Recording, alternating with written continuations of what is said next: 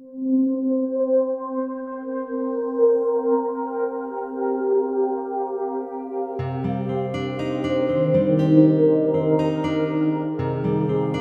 père était mineur, j'avais 17 ans, et un jour, par hasard, il m'a amené 2 kilos de terre. Et j'ai mis mes doigts dans la terre et puis j'ai fait ça. C'était 5 heures de l'après-midi, j'ai pas quitté mes mains jusqu'à 3 heures du matin. J'étais hypnotisé, captivé. Voilà, et depuis, la terre est ma compagne existentielle. Comme me disait Jean Lafontaine, qui me disait à ses enfants, tournez, tournez et retournez la terre, un trésor se cache dedans. Eh bien moi je tourne et je retourne la terre et chaque fois je me rapproche du trésor en sachant que je ne le découvrirai jamais. Mais c'est une quête dans laquelle il y a du sens, c'est porteur de sens. J'aime bien le jeu de mots reporter. Un reporter, il va dans un pays, il fait un reportage.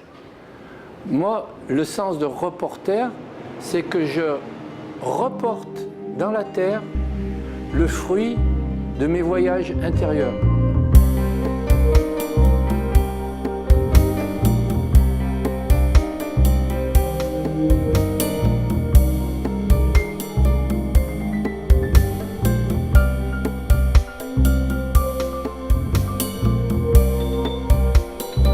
Moi, je considère mes travaux un peu comme l'agriculteur qui jette des graines. Après, elles fleurissent. Bon, moi, je ne jette pas des graines, je fais des œuvres d'art. Enfin, œuvres d'art, c'est un peu prétentieux. Je fais des créations, on va dire.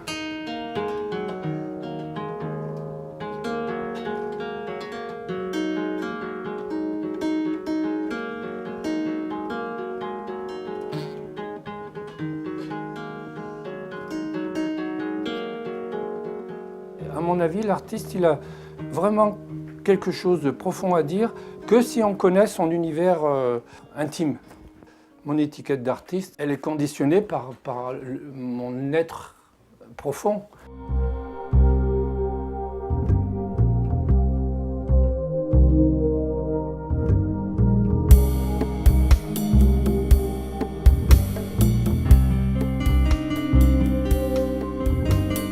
J'ai été très sensible à un interview de Giacometti.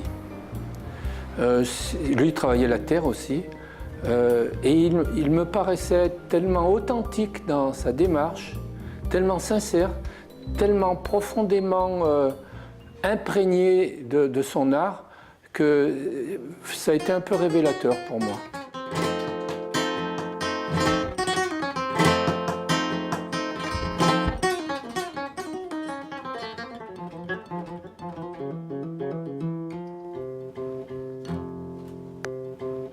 La technique, il y a 3 secrets. C'est le travail et le travail. Il faut refaire, faire, refaire. Et puis être très critique avec soi-même, toujours aller chercher les petits détails. Je suis jamais content des yeux. Les yeux, c'est le regard de l'âme, quoi.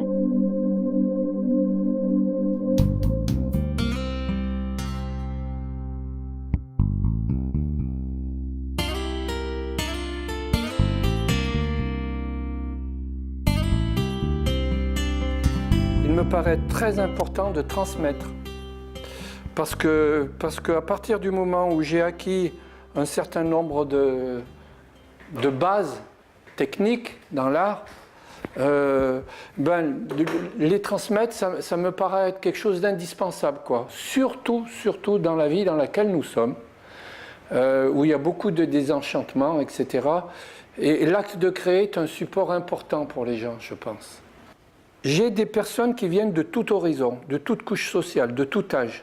C'est une micro-société en fait. Ma méthode pédagogique consiste à dire que je ne veux pas faire un cours magistral où on met une œuvre d'art au milieu où tout le monde doit la reproduire, etc. Moi, j'accompagne chaque personne en fonction de ce que je ressens d'elle, de sa sensibilité, et je n'impose pas des thèmes.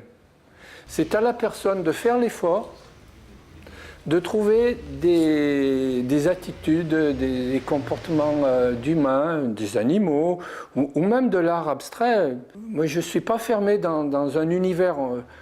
Tout ce qui est créatif m'intéresse. Et ma vocation, c'est surtout d'aider la personne, de l'accompagner dans son jardin intérieur, pour qu'elle fasse des choses qui soient porteuses de sens pour elle.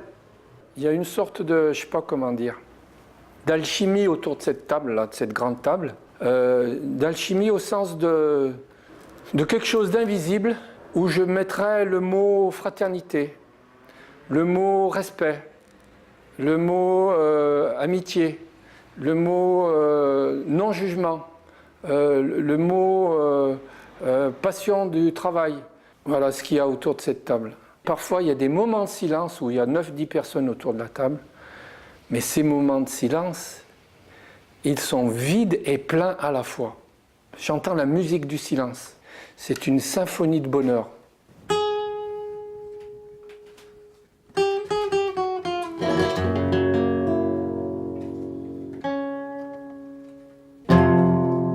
La création dont je suis le plus fier, voilà la maquette, qui se trouve à Nazareth-Ilite.